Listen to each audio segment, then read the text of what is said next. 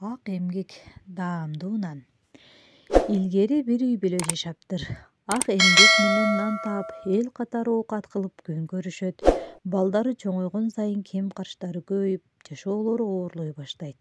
Буйруса балдарыбыз эр жетсе, колубуз узарып, жашообуз оңолот деп, келечектен үмүттөрүн үзбөгөн ата-эне балдарына жакшы тарбия бергенге аракет кылышат.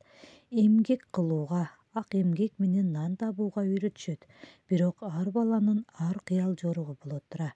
Надыр дегени тентек, жалкоо, уйкучу жагат.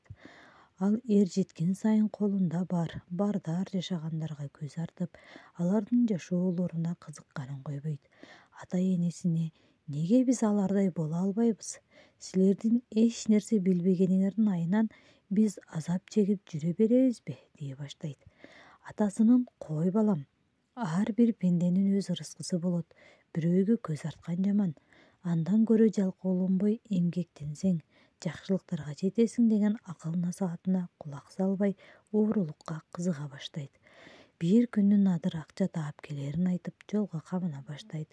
Ата-эне макул болот, бирок жанына иниси Кадырды кошуп аларын айтышат. Уулдарын узатып жатып ата мындай дейт. Өстүрдүк, колубуздан келишинче багып чоңойттук. Менин айткандарымды эсиңерден чыгарбай жүргүлө. Кандай күнгө туш келип, эмне болсоңор да оорулукка барбагыла. Бирөөгө кыянаттык кылбагыла. Башканын жашоосуна көз артып, өзүңөрдүкүнө нааразы болбогула. Нанды маңдай тер менен таап, адал тамак жегиле. Эмгексиз табылган нан даамсыз. Эмгек менен тапкан нан даамдуу болот. Атасынын бул сөздөрүн бала кезден бери угуп жүрүшкөндөрүнө карабай Надыр этибар албайт. Кайра атасын мыскылдап: «Эмгек мененби, жөн элеби? Айырмасы кайсы? Нандын даамы өзгөрүп кетмек беле?» деп күлөт. Ошентип жөнөп кетишет. Аз жүрүштүбү, көп жүрүштүбү ким билет. Айтор бир алма бакка туш болушат. Күз маалы болгондуктан мөмөлөр бактардын шагын ийип, берекесин төгүп турган. Кадырдын бирөөнүн алмасын суроо сооптугу жок, жей бергенге болбойт, ээсин табалы дегенине кулак төшөбөгөн Надыр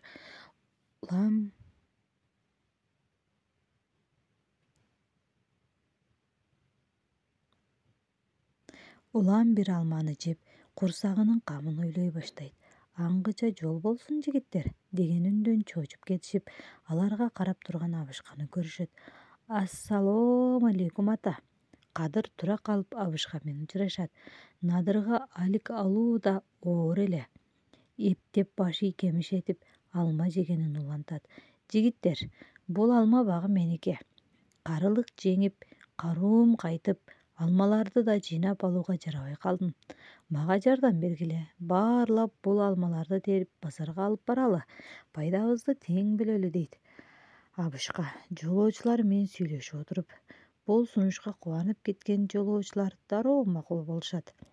Абышканын сунушун кабыл алгандары менен жалкоолукка көнүп алган Надыр дароо уйкуга кетет. Ошентип Абышка менен Кадыр алмаларды терип бүтүшкөнчө уйкусун кандырып, курсагын тойгузуп жата берет. Жумуштары бүткөн соң Абышка: «Жүргүлө, базарга барып келели» дейт да, арабага алмаларын жүктөй баштайт Абышка. Абышка базарга өзүңөр эле бара бергилечи, мен чарчадым, эс алайын дейт. Надыр кайрадан уйкуга кетет. Соодасы ийгиликтүү өтүп, Абышка менен Кадыр көңүлдүү кайтып келишет. Келе эми, акчадан бергиле. Пайдасын тең бөлөбүз дебедиңер беле? Деген Надыр Абышкадан акча талап кылат. Жигиттин мындай мамилесине Абышка таң кала карап, баш чайкап нааразы болот. Менин пайдамды эле ал, Абышканыкына тийбе деген бир тууганынын сөзүнө кубанып кетип, анын акчасын чөнтөккө кымдыйт. Бир туугандын эги башка кулк мүнөзүнө Абышка таң калат. Пайдадан куру калган жигитке койнунан бир эски дасторкон алып чыгып Кадырга сунуп: «Ме, муну сен ал. Ушунча эмгек кылып куру кол калганың жарабайт-го», дейт. «Рахмат ата» деп Абышканын бергенин алып турган Кадырды Надыр каткара күлүп шылдың кылат. Ошентип экөө үйлөрүнө жөнөшөт. Жолду катар Кадыр ачка болуп, Надырга акчасына нан сатып алуусун өтүнөт. Надыр сатып алган нандын көбүн өзүнө калтырып, азын инисине берет.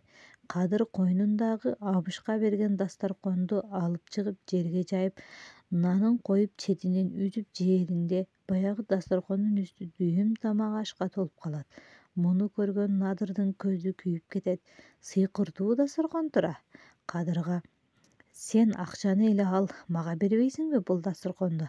Акчасы жок, үйгө кантип барасың?» деп ар кайсысын айтып атып көндүрөт. Кадыр макул болот. Бир туугандарды ата-эне кубанып тосуп алышат. Ар ким тапканын ортого салат. Надыр дасторкон жөнүндө мактанып айтып, ортого жая салат. Дүйүм тамак ашка толгон дасторконго баары кубанышат. Надыр дасторкондогу тамак ашты жеген сайын даамы жок экенин сезет.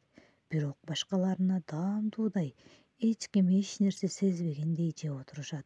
Улам бир нерсени оозуна салган Надыр несиз болот. Тамактын даамы кускусун келтирип, курсагын бурап жыгат.